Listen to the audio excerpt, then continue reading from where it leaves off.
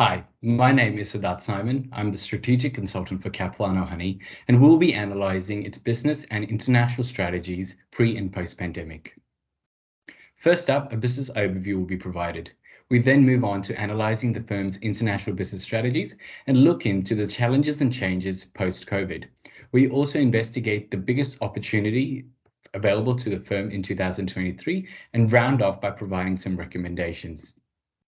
Hyben Wellness is the parent company for Capilano Honey. It has been Australian owned and operated for over 65 years, and it has a strong brand portfolio which include the likes of Capilano, Barnes Naturals, and West Covey Honey.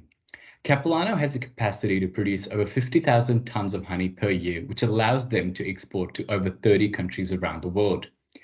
With 750 beekeeping families, it is no surprise that Capilano continues to dominate the domestic market with over 45% share in market. Now we investigate the firm's specific advantages pre and post-pandemic. A crucial advantage that Capilano has over its competitors is honey supply, and the extensive nature of its network enables the company to react to opportunities quicker. A core advantage pre-pandemic was its access to a wide variety of markets in comparison to its competitors. This illustrates the firm's ability to recombine resources for success in new markets. Now, as we know, COVID changed a lot of things for a lot of us, but for Capilano, it allowed them to strengthen their positioning around their Manuka supply campaigns because it is considered to be the biggest opportunity in honey. However, on the negative side, honey supply is a lot more variable now. 800 beekeeping families has now been reduced to 750, and this is an area of concern moving forward.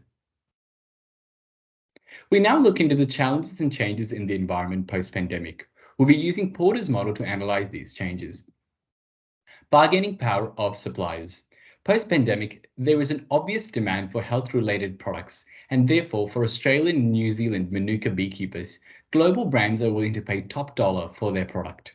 It is essential that with the projected Manuka growth, Capilano is able to lock in contracts over the next 5 years. Bargaining power of buyers. Post-pandemic, buyers have an increased bargaining power in the market. This is due to the plethora of choices available to them at affordable prices.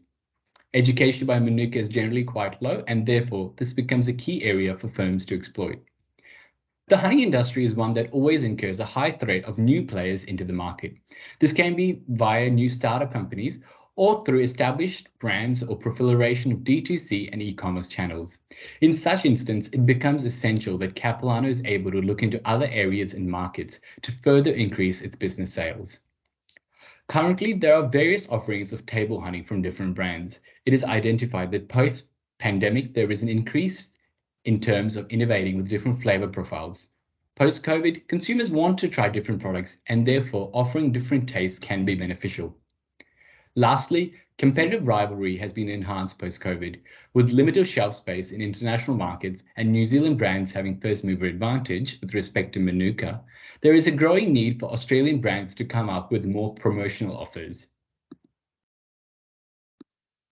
Manuka honey remains the biggest opportunity for the firm moving forward. Unlike New Zealand Manuka, Australian Manuka tastes better and therefore can be used for a wide variety of reasons.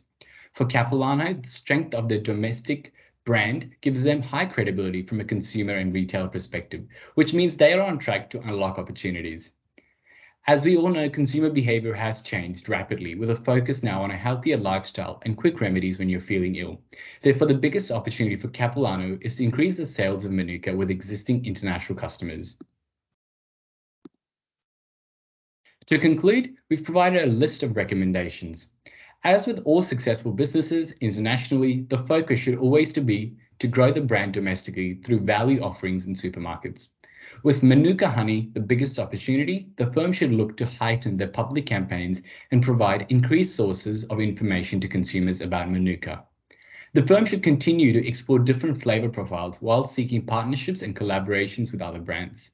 And lastly, over the next 5 years, the firm should analyze potential scope for future investment opportunities. To summarize, the pandemic has brought about various changes in the market. While Capilano has been at the forefront of innovation and adaptation, this will need to be enhanced if they are to be successful with their Manuka campaign on an international stage. Thank you for your time today.